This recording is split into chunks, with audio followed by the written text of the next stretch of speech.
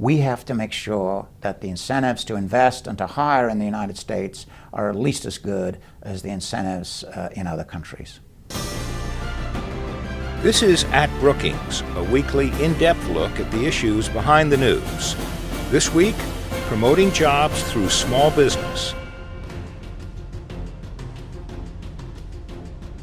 Whether it's a local mom-and-pop enterprise or a fast-growing gazelle like Google, much of the American workforce draws its paycheck from businesses that started small. Noting that this sector is critically important to the economy, lawmakers passed a $30 billion tax bill to help fortify small businesses, create new jobs, and spur economic growth. Senior fellow Martin Bailey takes a closer look as he underscores the need to keep small businesses in business. Small business are not really hiring that much. Obviously, there are some individual businesses that are hiring, but as a group, they are not providing the kind of job creation that we are hoping for in order to get a stronger recovery. So what the president has done is suggested various measures along the way, various forms of either tax cuts, provisions to help them with health care if they provide health care for their employees, accelerated depreciation or actually expensing of capital spending, and proposed tax cuts that reduce their payroll taxes, various items that will help them grow a little bit faster. Martin, in your paper you make a number of recommendations about how to bolster small businesses in this country, and one of the things you recommend is improving access to public and private capital. Explain that for me. Economic growth is often very slow in a recovery following a financial crisis.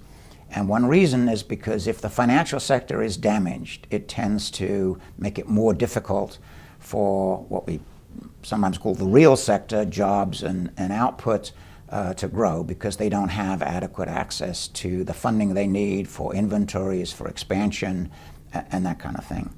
So there's a particular need to access capital as a result of following the financial crisis. What we recommend is that the Small Business Administration be given additional money, which they are being given, so that small business loans can act as a catalyst for private sector loans. Another recommendation is to re-examine the corporate tax policy. What is that about? What we need to do is to look hard at the corporate profits tax and come up with ideas that will at least maintain the revenue that it's making now, but do it in a way that provides less of a problem in terms of incentives to expand. So we, in the words of economists, and you may have heard from our colleague Bill Gale, we want to expand, broaden the base and lower the rate on corporate taxes in order that it become less of an incentive. The paper also suggests that in order to bolster small businesses, we have to rethink our immigration policy. Is that right?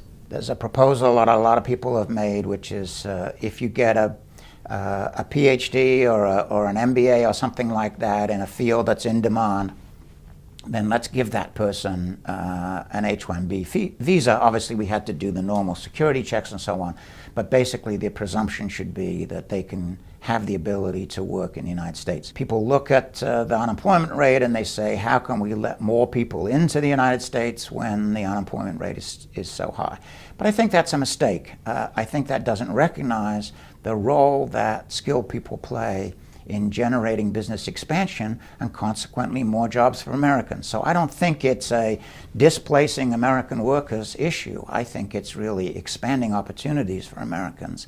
If something isn't done now, what happens?